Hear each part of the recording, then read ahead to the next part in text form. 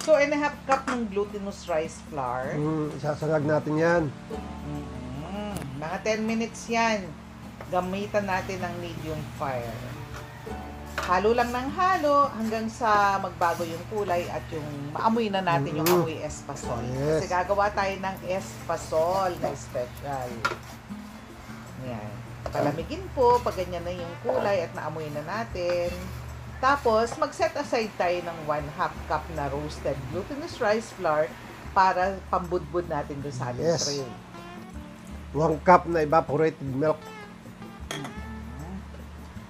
Maglalagay din tayo ng kakanggata rito, 1 1/4 cup. 3/4 cup na brown sugar. Yay!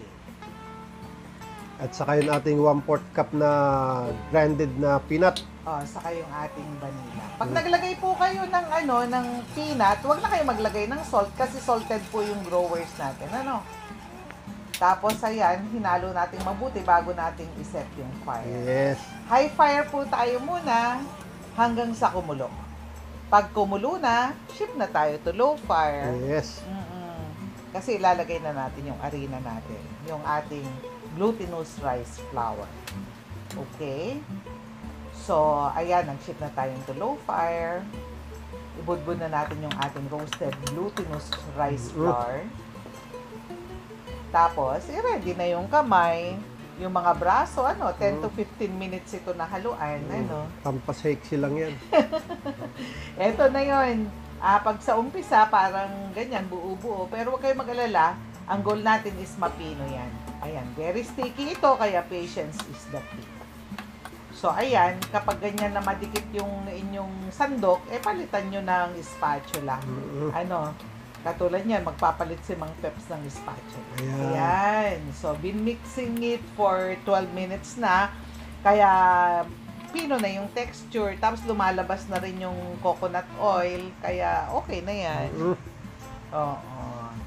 So, ayan, budburan na natin yung tray ng ating isineparate kanina na glutinous rice flour. Yes. Saka natin lalagay na yung ating espasol sa tray. Plat-plat lang natin yan. Yay! Kailangan lang mailatag natin siya ng maayos dyan. Tapos, lagyan din natin yung ibabaw para totoong espasol. Ayan, amoy na amoy ko yung amoy Mang Peps. Ang sarap. So, ayan.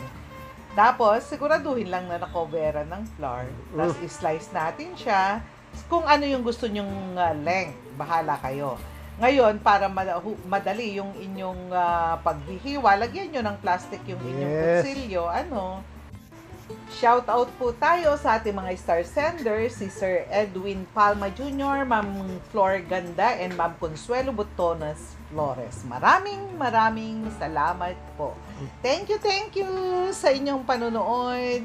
Sana naiibigan nyo yung aming mga fini-feature. Thank you po.